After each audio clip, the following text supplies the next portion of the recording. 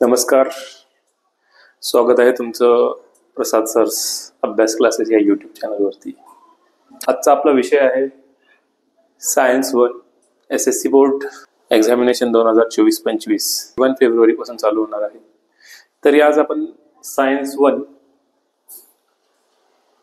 या विषयाचं ॲनालिसिस करणार आहोत. चॅप्टर वाईज ॲनालिसिस आपण चालू केलेलं आहे. याच्या आधीच्या व्हिडिओमध्ये आपण सायन्स 2 च्या फर्स्ट चॅप्टरचं म्हणजेच हेरिडिटी अँड इव्होल्युशन या चॅप्टरचं ॲनालिसिस केलेलं आहे. आज आपण या व्हिडिओमध्ये ग्रॅव्हिटेशन या चॅप्टरचं ॲनालिसिस करणार आहोत. तर SSC बोर्डसाठी सायन्स 1चा जो फर्स्ट चॅप्टर आहे तो आहे ग्रॅव्हिटेशन. यामध्ये आपण डिस्कस करणार आहोत की ग्रॅव्हिटेशन या चॅप्टरमध्ये तुम्हाला काय काय पॉईंट्स, कुठले कुठले पॉईंट्स इम्पॉर्टंट आहेत आणि तुम्हाला कुठल्या कुठल्या पॉईंट्सचं चांगलं प्रिपरेशन करायचं आहे. तर सगळे पॉईंट्स आपण डिस्कस करणार आहोत. MCQs कुठल्या पॉईंट्सवरती विचारले जातील, कुठल्या टॉपिक्सवरती विचारले जातील, MCQ पॉईंट ऑफ व्ह्यूने तुम्हाला काय करायचं आहे, हे सगळं आज आपण इथं डिस्कस करणार आहोत. तर फर्स्ट पॉईंट याच्यामध्ये जर तुम्हाला बघायला गेलं तर जे दोन लॉज आहेत, याच्यामध्ये दोन लॉज मध्ये कुठले कुठले लॉज येतील. एक आहे Newton's universal law of gravitation आणि दुसरा जो आहे तो Kepler's laws of planetary motion. Kepler's laws of planetary motion. आता मी जे सांगतोय ते नीट ऐका. या दोन लॉजला सोडून तर तुमचा पेपर तयार होणारच नाही. एक तर तुम्हाला क्वेश्चन असतील न्यूटन्स लॉज ऑफ ग्रॅव्हिटेशन, नाहीतर Kepler's laws of planetary motion. 101% या दोन्हीपैकी एका लॉवरती तुम्हाला क्वेश्चन असणार, म्हणजे असणारच. तर तुम्हाला हे दोन्ही लॉज, त्यांचे स्टेटमेंट्स हे प्रॉपर करायलाच लागतील. न्यूटन्स लॉचा स्टेटमेंट काय आहे तर every two body in the universe attracts each other with definite force. That force is directly proportional to the product of masses and inversely proportional to the square of distance between them. तर याच्यावरती MCQ तयार होऊ शकतो. Force is directly proportional to product of masses and inversely proportional to the distance between inversely proportional to the square of distance between them. त्याच्यानंतर Kepler's 3 laws of planetary motions हे तुम्हाला व्यवस्थित करायचं आहे. त्याच्यानंतर आपण पुढे गेलो की सेकंड कन्सेप्ट जी तुम्हाला करायची आहे, तर ह्याच्यामधल्या पूर्ण सगळ्याच्या सगळ्या डेफिनेशन्स.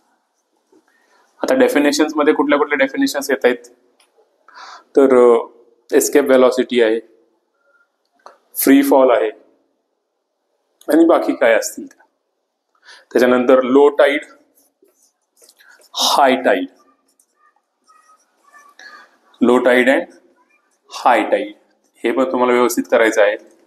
कारण लो टाईड आणि हाय टाईड वरती पण याच्या आधी खूप वेळा क्वेश्चन येऊन गेलेला आहे. तर तुम्हाला ह्या 3 गोष्टी खूप इम्पॉर्टंट करायच्या आहेत. त्याच्यानंतर फ्री फॉल मध्ये जे फॉर्म्युलेज तुम्हाला तयार होतील ते करायचे आहेत. When the free fall is possible in vacuum. त्याच्यानंतर एस्केप व्हेलॉसिटीची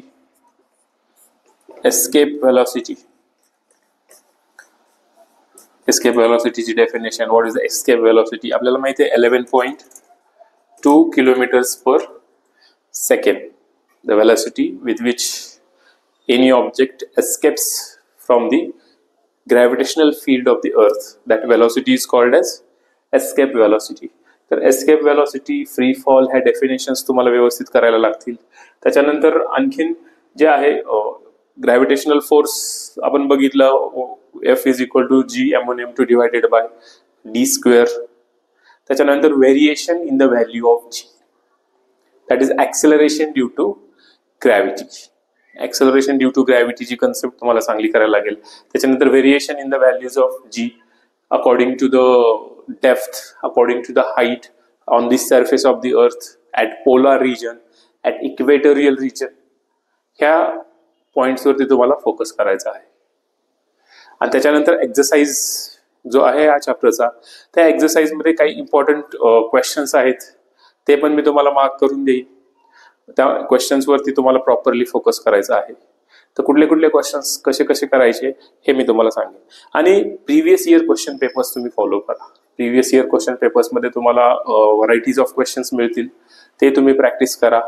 आणि न्यूमरिकल्स या चॅप्टरवरती जे बेस्ड आहेत, मॅक्झिमम टाइम जे बेसिक फॉर्म्युलाज आहेत, जे first formula which is based on the Newton's universal law of gravitation, that is F is equal to G m1 m2 divided by r², हा एक formula. आणि जे फ्री फॉलचे formulas आहेत, free fall, in the free fall आपल्याला माहिती आहे initial velocity is 0. So free फॉलचे फॉर्म्युलेज आहेत जे 3 formulas, on the basis of that तुम्हाला न्यूमरिकल्सची प्रॅक्टिस करायची आहे. तर ह्या सगळ्या गोष्टींवरती प्रॉपरली फोकस करा. ग्रॅव्हिटेशनवरती, ग्रॅव्हिटेशन हा चॅप्टर खूप इझी आहे. याच्यामध्ये तुम्हाला आउट ऑफ मार्क्स तुम्ही स्कोर करू शकता. Definition, escape velocity, free fall, हे जे सांगितलं, हाय टाइड्स, लो टाइड्स, आणि थर्ड पॉइंट जो सांगितला ना, variation in the values of G. आणि आणखीन एक जो डिफरन्स आहे तुम्हाला, आणि ते मॅक्झिमम नंबर ऑफ स्टुडंट्स ला तो येतोच, difference between mass and weight, हे खूप इम्पॉर्टंट आहे. तर ह्या सगळ्या गोष्टी तुम्हाला ग्रॅव्हिटेशन मध्ये प्रॉपरली फिगर आउट करायच्या आहेत. सगळं ह्याच मेन कन्सेप्ट आहेत ग्रॅव्हिटेशन मध्ये की ज्याच्यावरती क्वेश्चन्स तयार होऊ शकतात. एमसीक्यूज वरती मी तुम्हाला सांगितलं, Newton's universal law of gravitation हा खूप इम्पॉर्टंट आहे. एमसीक्यूज त्याच्यावरती तयार होऊ शकतात. त्याच्यानंतर Kepler's law, as I said, हे 2 लॉ 100% ह्या दोन्हीपैकी एका लॉ वरती क्वेश्चन असणार म्हणजे असणारच. त्याच्यानंतर definition of escape velocity, free fall, low tide, high tide. त्याच्यानंतर आणखीन काय, तर variations in the values of G, depth, surface, at height H, at polar region, म्हणजे सरफेस वरतीच पोलार रिजनला variation of the values of G मध्ये काय change येतो. त्याच्यानंतर इक्वेटोरियलला काय चेंज येतो, हे तुम्हाला व्यवस्थित माहिती पाहिजे. त्याच्यानंतर ह्या सगळ्या गोष्टी तुम्ही जर व्यवस्थित केल्यात तर ग्रॅव्हिटेशन मध्ये तुम्हाला आउट ऑफ आउट मार्क्स मिळू शकतात. तर एवढंच होतं आजच्या व्हिडिओमध्ये. तर या व्हिडिओमध्ये तुम्हाला ग्रॅव्हिटेशन बद्दल आपण इम्पॉर्टंट पॉइंट्स आपण डिस्कस केले. नेक्स्ट लेक्चरला आपण पिरियॉडिक क्लासिफिकेशन ऑफ एलिमेंट, जो सायन्स 1चा दुसरा चॅप्टर आहे, त्याच्यावरचंही अनालिसिस करूया. त्याच्यानंतर सायन्स 2चा जो सेकंड चॅप्टर आहे त्याचंही अनालिसिस करूया. आपण मॅथ्सचं पण अनालिसिस आपण करणार आहोत. एक पीडीएफ व्हिडिओ जो मी याच्या आधी शेअर केलेला आहे, मॅथ्स 2चे important question number 4 and question number 5 जे चॅलेंजिंग क्वेश्चन्स आहेत ते तुम्ही प्रॅक्टिस करा. प्रॅक्टिस करताना जर तुम्हाला कुठल्या याच्या एखाद्या क्वेश्चन मध्ये डाऊट्स असतील तर तुम्ही मला कमेंटमध्ये, त्या व्हिडिओच्या कमेंटमध्ये मला सांगा. आपण त्याचं सॉल्युशन आपण तयार करूयात. तर हे सगळं ग्रॅव्हिटेशन मध्ये तुम्ही करा. आणि व्हिडिओ जर आवडला तर लाईक करा, शेअर करा आणि सबस्क्राईब पण करा.